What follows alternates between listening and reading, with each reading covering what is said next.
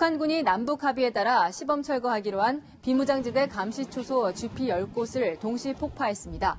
GP 폭파는 오늘 오후 3시부터 약 4분간 동부와 중부, 서부 전선에 걸쳐 동시 다발적으로 이루어졌습니다. 북한 GP는 대부분의 시설이 지하에 조성돼 있어 폭파 방식을 사용한 것으로 알려졌습니다. 북측은 군 통신선을 통해 우리 측에 사전 통지했습니다. 종교, 양심적 병역 거부가 인정되며 국방부는 교도소 등 대체 복무를 검토하고 있습니다. 유사한 방안이 예비군에도 적용될 것으로 보입니다. 이어서 최선 기자입니다. 군복무를 마친 장병들은 예비군으로 의무 편성됩니다. 1에서 4년 차는 매년 2박 3일 동안 동원 훈련을 받고 5에서 6년 차는 연 20시간의 지역 예비군 훈련을 받습니다. 정당한 사유 없이 소집을 거부할 경우 3년 이하 징역 또는 3천만 원 이하 벌금에 처해집니다. 하지만 종교 등을 이유로 예비군 소집마저 거부한 이들에 대해 무죄 판결이 내려지면서 군은 대책 마련에 나섰습니다. 군은 예비군 훈련 거부자도 교정시설에서 봉사시키는 방안을 검토 중이라고 밝혔습니다.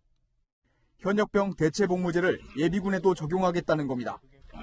예를 들어 예비군 훈련 거부자는 2박 3일 동원 훈련 대신 그 2배 정도 기간을 교도소에서 봉사하는 겁니다. 다만 대체복무 기간이 현역의 몇 배로 결정될지는 논의가 진행 중입니다. 대체복무 기간은 아까 말씀하신 것처럼 1.5배를 넘지 않았으면 좋겠다라고 말씀을 하셨고, 국방부는 각대 의견을 수렴한 뒤 올해 안에 최종안을 내놓을 계획입니다. 채널A 뉴스 최선입니다. F-35 등 미국의 전략 무기 스텔스 폭격기들인데요. 이 스텔스 전투기를 포착해서 요격할 수 있다는 겁니다. 볼까요? 어떤 개념인지 보겠습니다. 자, 그러니까 통합된 방공망 시스템이다. 러시아가 지금 S-400 미사일을 가지고 통합 방공망을 구축해 놓은 상태인데요. F-35 스텔스기가 접근을 할 때 이 S-400 미사일 레이더로는 포착이 된다는 겁니다. 그래서 이 포착 즉시 이 F-35 스텔스 폭격기도 요격이 가능하다라고 러시아가 주장을 하고 있습니다. 실제로 이 S-400 미사일을요, 러시아는 지난 2007년도부터 최근까지 러시아 전역 국경 인근에 모두 배치를 해놓은 상태입니다. 그렇다고 해서 미국이 또 이 방공망을 뚫지 못하진 않겠죠. F-35는 또 이런 작전으로 S-400 방공망을 교란한다고 합니다. 그러니까 이 방공망에 접근했을 때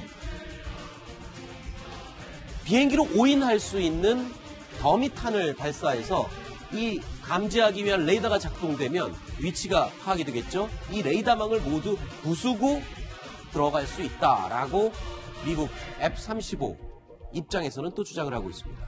자, 신균 대표님, 정말 창과 방패의 대결인데 F-35를 막을 수 있다, 탐지할 수 있다.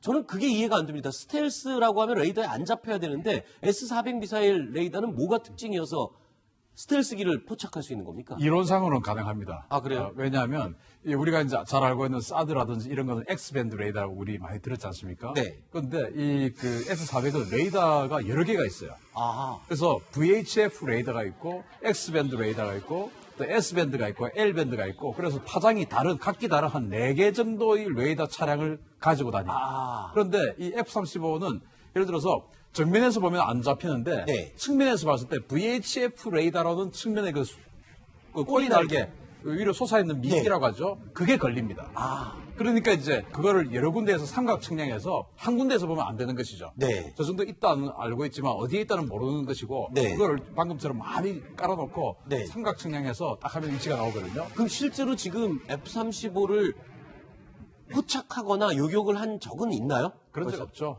그래요? 시리아에 지금 이제 S-400을 갖다 놨는데 네. 이스라엘이 F-35를 동원해서 시리아를 폭격했지 않습니까? 네. 그 발견 못했지 않습니까? 그래서 전혀 작동하지 않았어요. 그러니까 이론상으로는 가능한데 네. 그것을 실제로는 사실은 좀 힘들다는 네. 것으로 저는 판단합니다. 자, 그런데 이 무기 일단 100개의 표적을 동시에 추적을 할 수 있다라는 어마어마한 성능을 자랑하고 있는 건 분명하잖아요. 그렇습니다. 러시아 S-400 네. 미사일.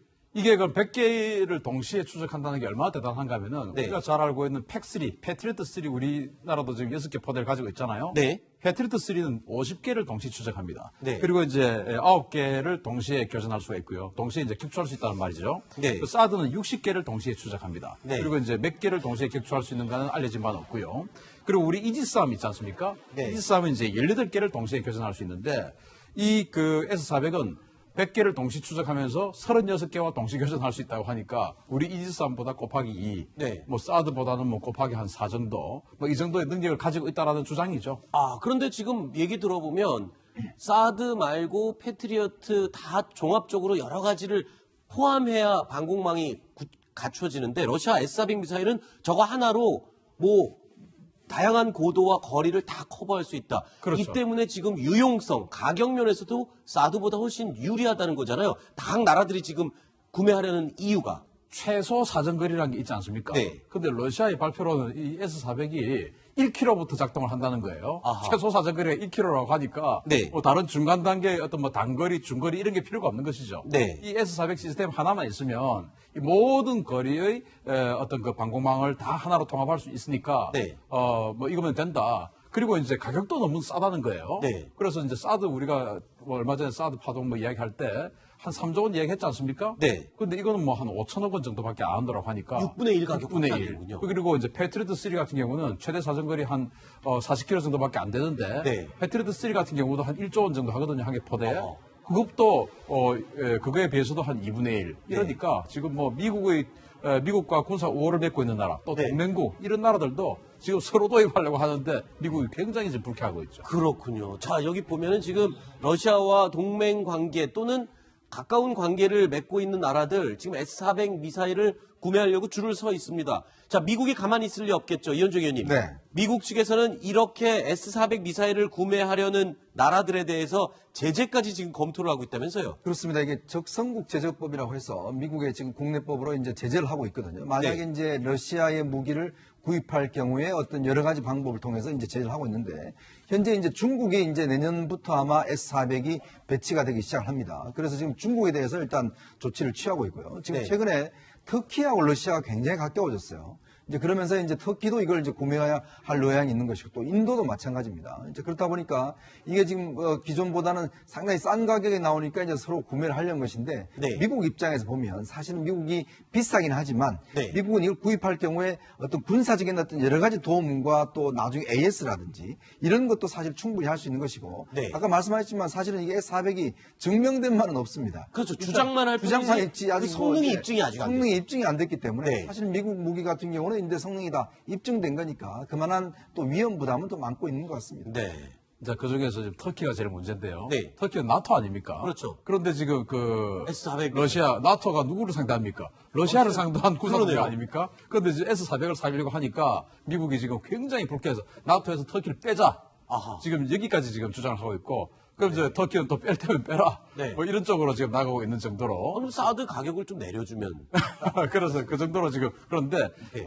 예를 들어 미국 같은 경우는 무기를 팔 때 네.